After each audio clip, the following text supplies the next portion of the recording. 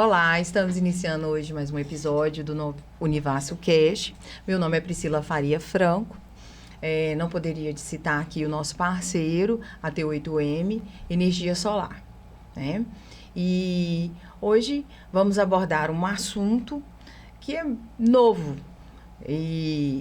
Então, vamos trazer um pouquinho de conhecimento com o nosso convidado, abordando a gestão da segurança e do fator humano na medicina. Fique à vontade, doutor Marconi. Obrigado, Priscila, obrigado. Eu queria agradecer inicialmente também a T8M, ao meu grupo aí de triatlon, a minha cidade, Vargem Alegre, minha família, André, Helene Augusto, a Vox, e todos pela oportunidade de abordar um assunto tão importante, mas de pouco conhecimento geral da equipe médica especificamente, né? Um assunto de grande relevância, mas de pouco conhecimento, pouco difundido. Marconi, para a gente fazer uma breve introdução aqui, né, o contexto histórico e relacionar isso na área médica, fala aí para nós se a gente, né, se nós vivenciamos uma atual crise profissional na prática médica relacionada à tecnologia, né, o científico tecnológico. Pois é, Priscila, assim, eu sou titulado em terapia intensiva, medicina de emergência, especialista em administração hospitalar. Tive uma grande oportunidade de trabalhar com gestão durante a minha carreira no Hospital Márcio Cunha, na Unimed e no SAMU, e pude participar do processo assistencial, tanto quanto médico quanto gestor. Então, eu pude entender, estudar a assistência em si e a gestão da assistência hospitalar. E diante disso a gente tem grandes lições aprendidas e grandes estudos que na prática evidenciam que a necessidade de o profissional médico especificamente, a equipe multi também, mas falando um pouco mais aqui para o profissional médico, de se aprimorar no que hoje tem sido chamado de fator humano, né? É o profissionalismo médico, que são características que vão além das características técnicas habituais de um especialista, por exemplo. Então, assim, o que a gestão utiliza e a gestão hospitalar e gestão de todas as organizações, até não de saúde, utilizam de ferramentas e metodologias, hoje avançou muito para gerenciar dados, para evitar desperdício, para gerenciar a eficiência da saúde, para gerenciar a segurança da saúde. E hoje esse meio, né, essas ferramentas estão avançadas do ponto de vista de qualidade até. E o profissional em geral ele não tem um conhecimento, né? Ele não tem um conhecimento um pouco mais amplo sobre isso, de como é feito isso, como ele deve participar disso. E isso, para a gente entender melhor, antes a gente tinha o conhecimento como humanização, né? Um trabalho humanizado. Mas hoje a gente pode substituir isso por profissionalização? São temas diferentes, né? A gente tem a humanização, que é a humanização que a gente conhece, normal, que é de grande relevância, e tem a gestão do fator humano. A gestão do fator humano, que a gente vai abordar aqui, ela refere a gestão da pessoa e de seus relacionamentos com a instituição. Por exemplo, um profissional médico ele se relaciona com profissionais do laboratório, a UTI com o pronto-socorro, ele se relaciona com o ambiente, ele se relaciona com máquinas. Essa relação do profissional médico, e existe um modelo que a aviação usa, que é o modelo Shell, ela pode ser mapeada, isso pode ser analisado no sentido de análise de riscos e análise de melhorias de eficiência da assistência, Então, é nesse sentido, né? Assim, existe um modelo que é praticado por várias organizações, especialmente a aviação, que é o CRM, né? Que é uma sigla em inglês, que é Crew Resource Management, que é um gerenciamento, é um modelo de gerenciamento de recursos de grupo. A aviação, ela utiliza isso há algum tempo, tem mais de 60 anos, devido às catástrofes existentes aí durante esses tempos anteriores. A NASA e a aviação desenvolveu esse modelo que chama CRM. É um método de aperfeiçoar, melhorar e avançar a performance humana, né? Muito focado na gestão de qualidade e na gestão de risco. Então, esse modelo já é praticado já com grande grau de maturidade em algumas empresas, por exemplo, aviação, empresas de submarino, empresas que trabalham com paraquedismo de forma profissional, empresas nucleares, de mísseis, ou seja, são empresas que a gente utiliza o termo, são empresas de alta confiabilidade, né? Empresas que não se tem erro, que se tem checklist, que se tem grande segurança no que é praticado, né? No que é entregado, que seja um produto, que seja um serviço. Mas essas organizações que são HRO, algumas delas utilizam esse método, né? Que é um método de gerenciamento de grupo, que começou na aviação, muito por causa de catástrofes, e quando se analisa essas catástrofes, por exemplo, uma queda de um avião, grande parte da causa raiz disso é o fator humano, é uma falha humana. Então, a partir daí, a aviação... Então, eles buscavam não ocorrer o erro humano. Não ocorreu o erro humano, né? Assim, busca-se garantir a qualidade e as ações preventivas das máquinas, do ambiente, de tudo, mas especialmente do humano, porque grande parte dos erros... teve várias quedas de aviões no mundo, no Brasil a gente teve alguns exemplos, né? Grande parte, quando você vai fazer as análises, a causa raiz está relacionada a um erro, ou uma fragilidade, ou uma ameaça, ou uma falha humana. Então, esse modelo, nos últimos anos, 10, 15 anos, ele tem sido praticado, né, introduzido aí dentro das organizações de saúde. E isso é um termo relativamente novo dentro das organizações de saúde, e que faz toda a diferença quando eu lido com pessoas, quando eu trato pacientes, né? E a gente buscando mais manter esse foco na área da saúde, né? Como que é feita essa gestão, né, da médica, né, na segurança? Pois é, assim, a equipe de gestão,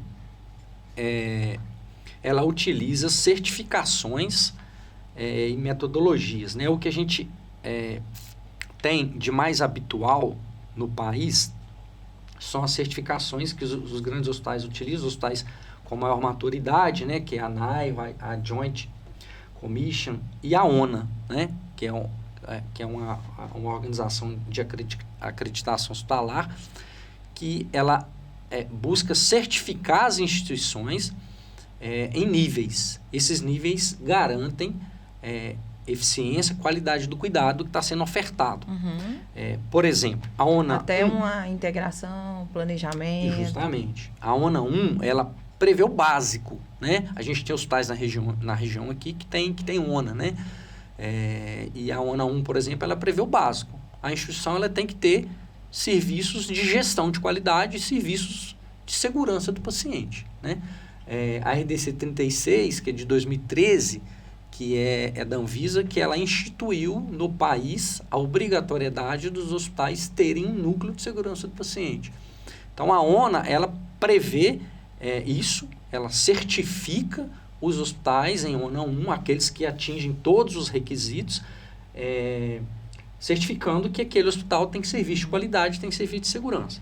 A ONA 2, ela já evolui para os hospitais que promovem a integração do cuidado e o planejamento do cuidado, né?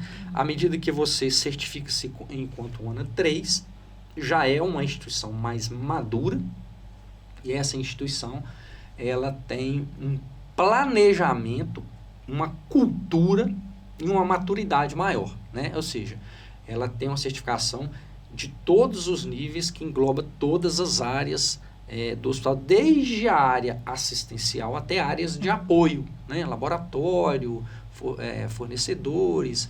Então, ela é bem ampla, né? E é o que a gente tem hoje que, de certa forma, garante a integração mesmo do cuidado do ponto de vista da instituição. E os profissionais... Já ia perguntar isso, porque com relação e para os médicos, né, e na sua atuação, qual que é a relevância? Assim, referente aos profissionais, a gente vê que alguns estão mais integrados nesse processo, né? Profissionais que estão mais envolvidos com a instituição, por exemplo, um diarista de um UTI, um médico responsável pelo setor do serviço de controle de infecção, o médico responsável pela qualidade, o médico responsável pelo núcleo de segurança do paciente. Esse perfil de profissional, ele tem competências e habilidades que envolvem mais com os processos assistenciais hospitalares. Então, isso é muito importante, porque, em geral, o profissional médico técnico, o especialista, né, o hemodinamicista, o cirurgião, estou dando exemplos aleatórios aqui, mas eles estão envolvidos em fazer a sua assistência técnica, né? Uhum. Então, a gente ele tem apresenta mais habilidade técnica, né? Envolvimento ali em cumprir o trabalho, o serviço, e às vezes nem tem esse conhecimento, né? Dessas ferramentas. Nem tem esse conhecimento. Né? E nem nunca aplicaram, né? E nem sabe da importância que tem para a instituição, né? Não, às vezes não sabe, assim, a gente sabe que as instituições, elas têm por trás da entrega da assistência um processo robusto de suporte do processo assistencial, né? Muito grande, a análise de indicadores, a análise de eventos adversos, e aí a gente entra na análise de efetividade da assistência. Por exemplo, para eu prestar uma assistência, o paciente entra na minha UTI, por exemplo, eu vou falar se a minha UTI é boa, a minha UTI é ruim, o paciente teve uma experiência boa ou ruim. Essa análise, ela deve ser feita de uma maneira completa, que às vezes o médico não tem o entendimento disso, né? Ela tem que ser efetiva no sentido de gerar recurso financeiro, ela tem que ser sustentável, ela tem que ser efetiva no sentido de ter bons indicadores assistenciais, taxa de infecção, taxa de permanência. Então, vai também apresentar resultados? São resultados assistenciais. Taxa de invasivos baixa, esses indicadores, em geral, o médico tem tá mais próximo do médico. Agora, o resultado financeiro, por exemplo, o setor financeiro, ele acompanha para que a instituição seja sustentável. Então, assim, para o meu setor, o meu hospital, a minha organização, ela ser sustentável, ela tem que ter, de forma frequente, essas análises de efetividade. E aí a gente destaca, né, dentro disso, além de resultado, indicadores, a gente destaca o indicador de satisfação do paciente, é um deles, né, que é a experiência do paciente. Hoje, às vezes o profissional, ele faz o trabalho, opera bem, entra com antibiótico, dialisa, faz tudo que tem que fazer, né, mas o paciente teve uma das piores experiências dele ali naquela instituição. Então, a gente questiona, né? O cuidado foi completo? O cuidado foi bom? Então, esse exemplo que você citou para nós é a questão do grau de satisfação do paciente. Que é o que hoje qualquer serviço, né? A maioria dos serviços que a gente, né? Que é prestado, né? A população, principalmente o usuário da plano de saúde, sim, né? Sempre no final vem esse grau de satisfação do paciente. E então, isso aí colabora, nessa questão dessa ferramenta.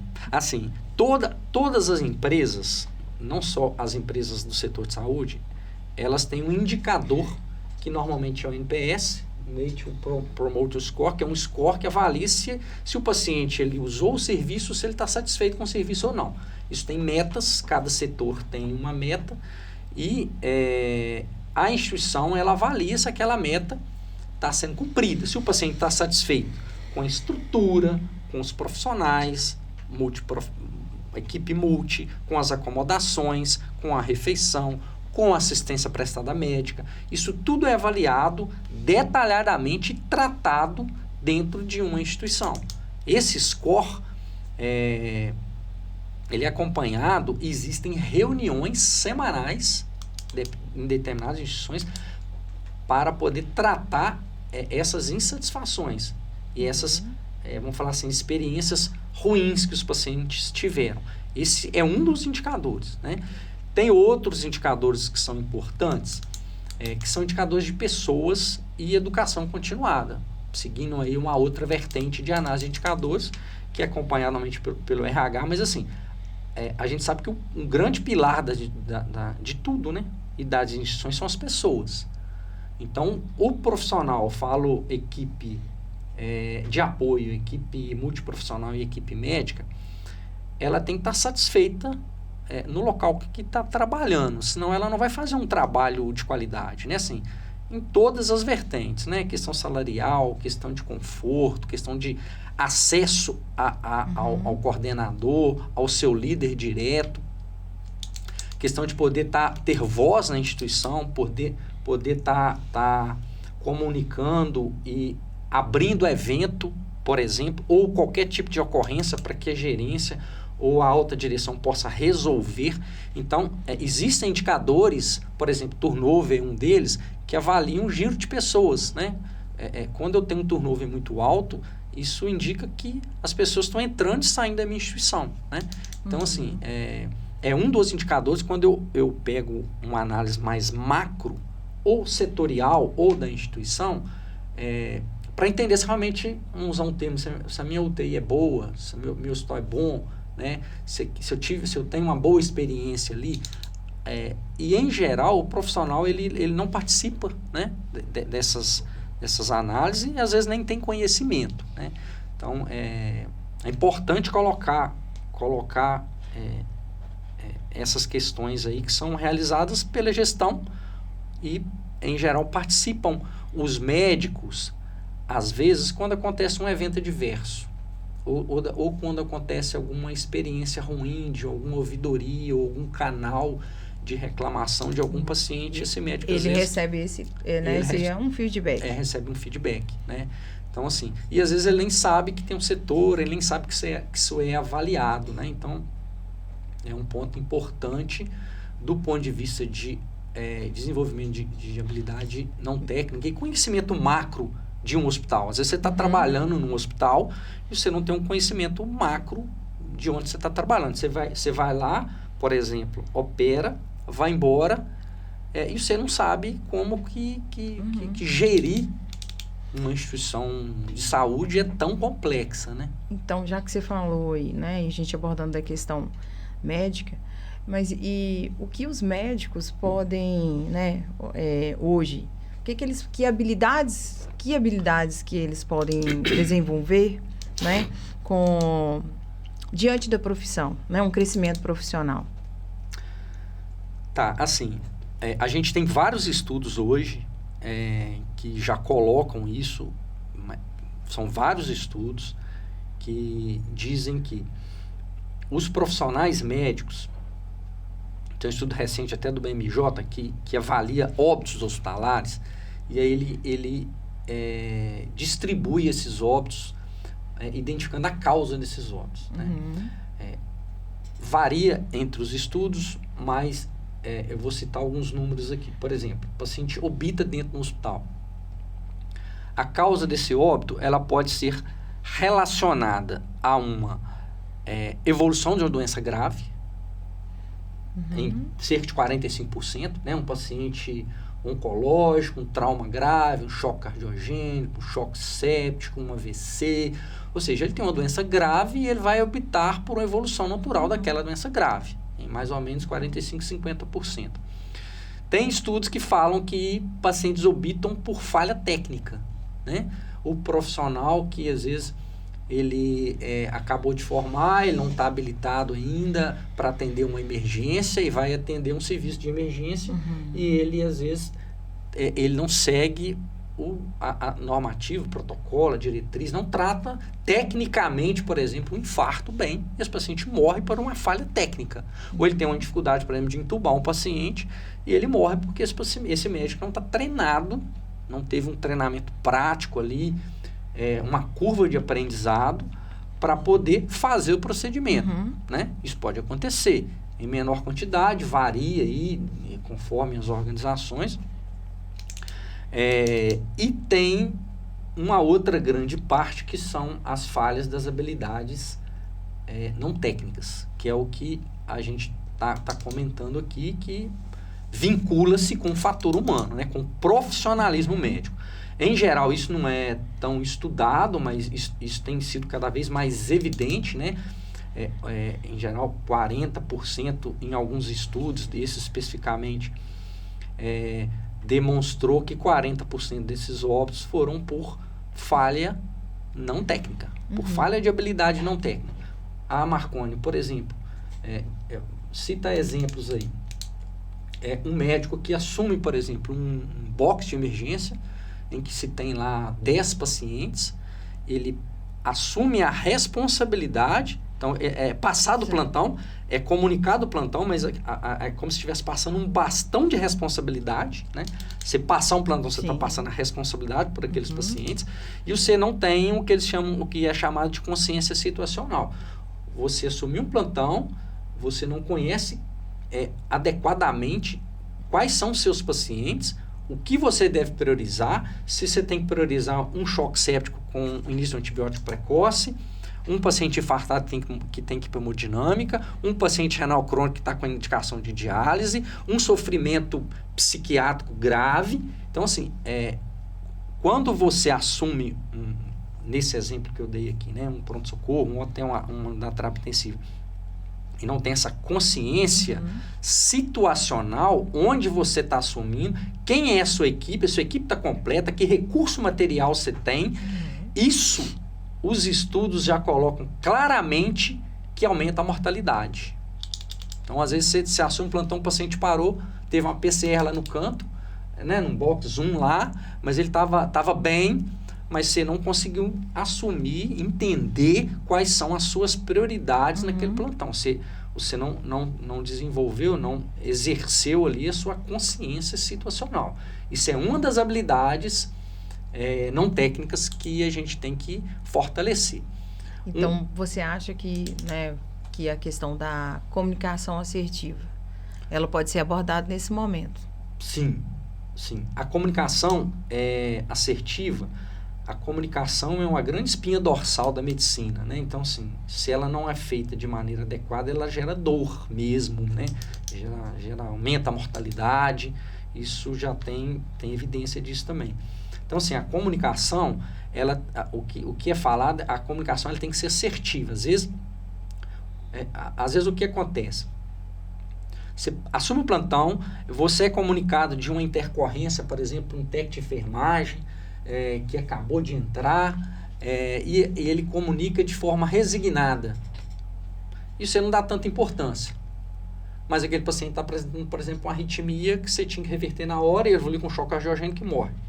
Então, essa comunicação de forma resignada, ela é inadequada, porque você não dá atenção devida e você perde a atenção do paciente, gera uma certa negligência ali, e aquilo ali pode gerar um dano secundário para o paciente até óbito. E, ao mesmo tempo, você pode ter a comunicação agressiva. Aí entra a questão que eles chamam de power distance, né? Por exemplo, se um diretor comunica com um profissional médico, ou alguém que tem um cargo no hospital mais elevado, uma alta direção, dependendo da forma que isso é comunicado, a compreensão da mensagem pode ser interpretada de forma inadequada. E aí você prioriza um paciente porque o diretor ou alguém te solicitou, porque ele é da alta direção, que não deveria ser priorizado, porque te comunicou de uma forma mais firme, de uma forma mais, até às vezes, agressiva. Você priorizou um paciente que na técnica ali, na sua consciência situacional, não deveria ser priorizado. Então, o que é uma boa prática é chamada de comunicação assertiva. Tem modelos, né? Tem o empathy, por exemplo, que é um modelo de comunicação, que é olho no olho, de forma harmônica, ativa, com perguntas e respostas, levantando o que eles chamam de red label, bandeiras vermelhas. Tem os modelos de passagem de caso, né? Um deles é o SBAR. Então, assim, isso tudo tem técnica para fazer. Então, a comunicação, ela pode, dependendo da forma que for comunicado, ou de forma resignada, ou de forma agressiva, aumentar a mortalidade, porque você prioriza doentes ou pacientes que não deveriam ser priorizados. Então, isso no dia a dia acontece muito, né? A gente vê isso acontece muito. E a gente sabe, assim, do ponto de vista de comunicação, tem vários estudos de comunicação que falam onde ocorrem conflitos em comunicação, né? Conflitos entre paciente, equipes por exemplo, de um pré-hospitalar com hospitalar, equipes da gestão com equipe da assistência, conflitos internos entre familiares. Então, a gente deve dar um passo, né? Isso aí é uma outra habilidade, de após buscar um diagnóstico sindrômico etiológico, estabilizar o paciente, buscar a família para entender o núcleo familiar. Eu tenho que entender conflitos e comunicação com a família. Então, vem outro fator aí que a gente pode citar, que é a questão do treinamento. Envolve treinamento também. Envolve treinamento. Então, assim, como eu falei, comunicação, eu estou, inclusive, fazendo um curso de comunicação de quase um ano aí, de como se comunicar, né? Então, assim, essa comunicação, o treinamento, tem um modelo de barco, né, que eles chamam, que é um modelo que é praticado em várias das empresas, que a gente tem que manter o treinamento pelo menos a cada 6 a 1 ano, retreinar as coisas, né? Como se fosse uma CLS, por exemplo. Porque à medida que você inicia o treinamento, aquilo ali está na sua cabeça, você está pronto para atender, você consegue identificar sinais ou evidências de deterioração precoce rápida, e à medida que o tempo vai passando, aquilo ali, você vai perdendo poucas informações, você vai diminuindo a sua atenção. A aviação faz treinamentos a cada 4 meses, cada 6 meses, a mesma coisa. Para quê? Para que não se perca a atenção e não se negligencie alguns pontos importantes. Por isso que o treinamento é importante. A gente está sempre treinando o treinamento contínuo, né? Então, educação continuada. Educação continuada, isso aí é fundamental, porque às vezes você forma, assim, a vida médica é uma vida de estudo, né? A vida de estudo é a vida toda, porque a medicina muda muito rápido, e se você não se recicla, não treina, esse modelo ele coloca isso muito claramente. A cada 6 meses, se você fizer um treinamento, a cada 6 meses ali, você já perdeu 30 ou mais por cento, 50% do que você viu no treinamento. Então, a sua atenção para identificar uma deterioração, por exemplo, ela cai. Isso gera aumento de mortalidade do paciente, né? Então, isso é uma parte, né, do ponto de vista de habilidade. Aí. E isso a gente já vai entrar na cultura do cuidado, né? Assim, a assistência no hospital, eu sempre falo na UTI, né, com o paciente grave, que é o que eu gosto de trabalhar, né, gestão e o paciente grave. Ela tem alguns pilares. 2 maiores pilares é o pilar da segurança e o pilar do cuidado. Então, assim, dentro do pilar do cuidado,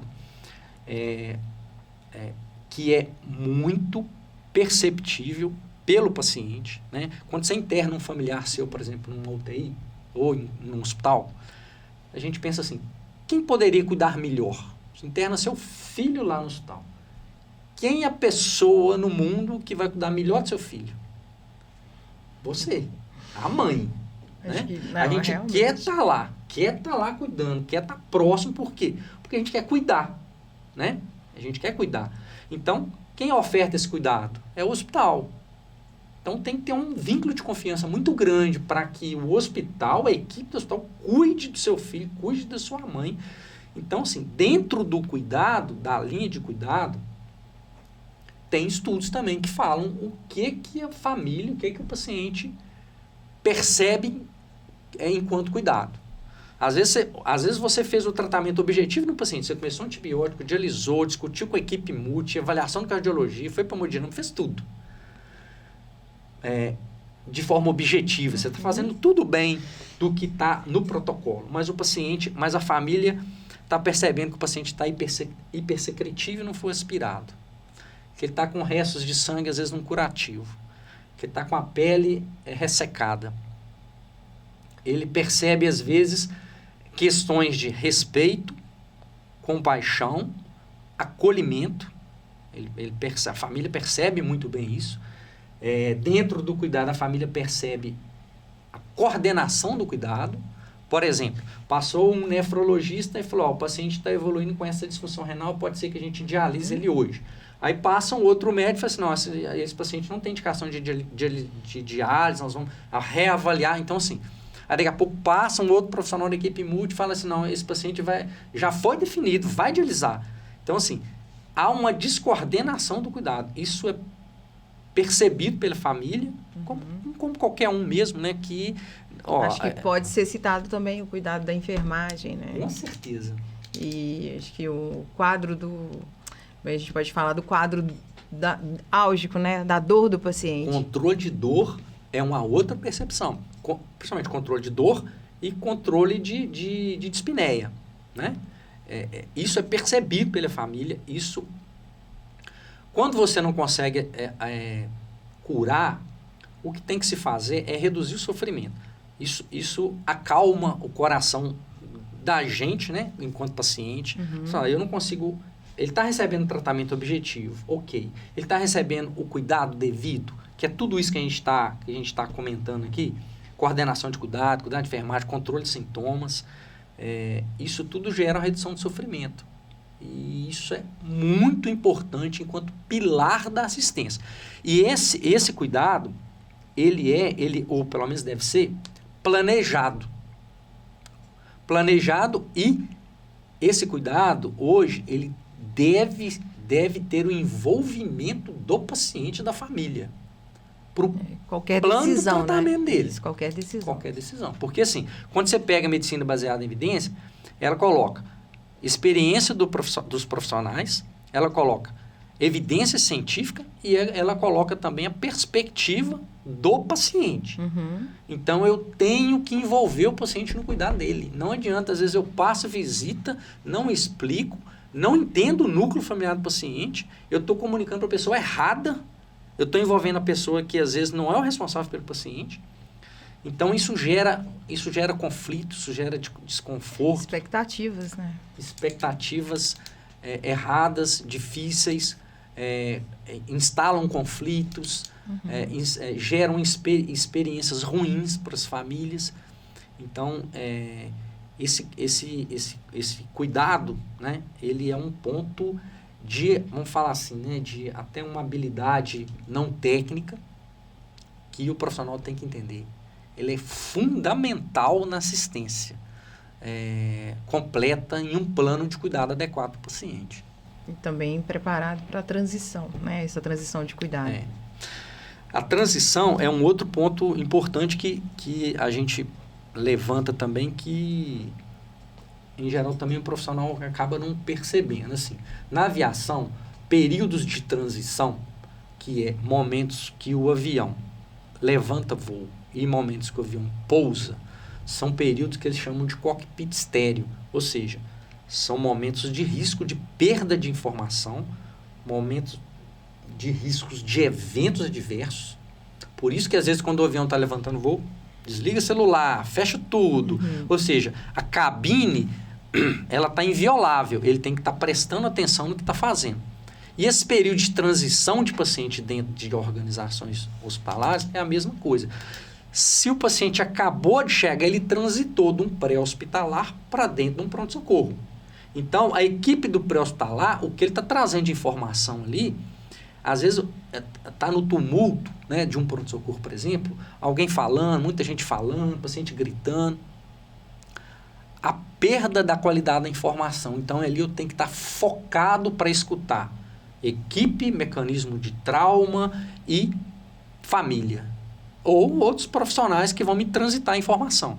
Então, esses períodos de informação, eles têm que ser quase que estéreis mesmo. Né? Assim, eu tenho que estar com foco máximo, porque ali pode acontecer de perder informação. E eu perco informação importante e aquilo ali pode gerar dano secundário para o paciente. Em qualquer momento, se eu transito o paciente do pré-hospitalar para dentro de um pronto-socorro, se eu transito um paciente, por exemplo, do pronto-socorro para o bloco, do bloco para a UTI, esse paciente fez 3 transições. Olha a quantidade de informações que podem ser perdidas e aí lá dentro da UTI ele evolui com um evento adverso, por exemplo. Ou com um evento adverso grave. Não, e gerar conflitos. Então, assim, essa transição do cuidado, às vezes a transição do cuidado de fora para dentro do hospital e do hospital para fora, que é o plano de cuidado multiprofissional para um paciente, às vezes, frágil, que eu tenho que, muitas vezes, né, preparar a família, preparar o cuidador, preparar a equipe, fazer uma prescrição completa, que envolve a equipe multi. Então, assim, períodos de transição são períodos de alerta e às vezes a gente identifica que não tem tanta atenção quanto deveria, né? Assim, talvez tá todo mundo na correria do dia a dia, né? Então, assim, o paciente eu sempre falo isso, que eu trabalho, né, no SAMU tem 14 anos, então a gente transita com pacientes em todos os locais aí do Vale do Aço. Assim, eu tento sempre passar o máximo de informação e buscar a atenção de quem está recebendo a responsabilidade por aquele paciente para não perder informação. Porque são informações valiosas e que, se não forem captadas, elas podem levar a uma deterioração breve. Tem estudos que falam que quando você transita com um paciente numa ambulância, por exemplo, em até 4 horas, ele pode evoluir com um evento adverso devido ao transporte. Né? Então, assim... e aí você pega estudos da AMIB, por exemplo, né, Associação de Medicina Intensiva, que fala de transporte de pacientes em terapia intensiva, onde há falhas, onde acontece mais falhas em transição. 3 pontos. Primeiro, falha de comunicação. É o local que mais... Quando você transita o paciente somente externo, o local que mais tem falha é comunicação, perda de comunicação. Se entrar com o paciente, o leito não está preparado, se entrar numa tomografia, a equipe não está pronta, aí o paciente está em ventilação mecânica. Então, assim, existe um erro, entrar no setor errado, existe um erro, uma falha de comunicação. Então, as comunicações têm que ser bem, como se fosse uma dupla checagem. Segundo, falhas em equipamentos. Eu tenho que checar, checklist, análise preventiva, né? Checklist de bombas, de oxigênio, de tudo, né? Então, equipamento. Em terceiro lugar, descompensação clínica do paciente. Então, antes de eu deslocar, antes de eu transitar, eu tenho que estar com isso muito bem estruturado. Recente eu fiz uma revisão de evidências de transporte aí, de paciente grave, que a gente faz muito no SAMU. Que envolve instabilidade hemodinâmica. Que envolve instabilidade. Então, assim, a instabilidade, o paciente normalmente ele instabiliza ou do ponto de vista neurológico, ou hemodinâmico, ou ventilatório. Essas são as instabilidades possíveis no transporte, que antes de eu deslocar, eu tenho que estar com elas bem concretas, né? Eu tenho que estar com acessos, calibrose se tiver com droga vasoativa, o manejo da via aérea tem que estar bem seguro. O paciente ele não pode estar rebaixado, que durante o transporte eu tenho que tubar, ou nem agitado, que durante o transporte ele agite e puxa um acesso em uso de droga vasoativa, por exemplo. Então, assim, isso são um pouco da questão da transição de cuidado de pacientes que são habilidades que às vezes a gente não dá tanta importância e geram eventos recorrentes nos hospitais.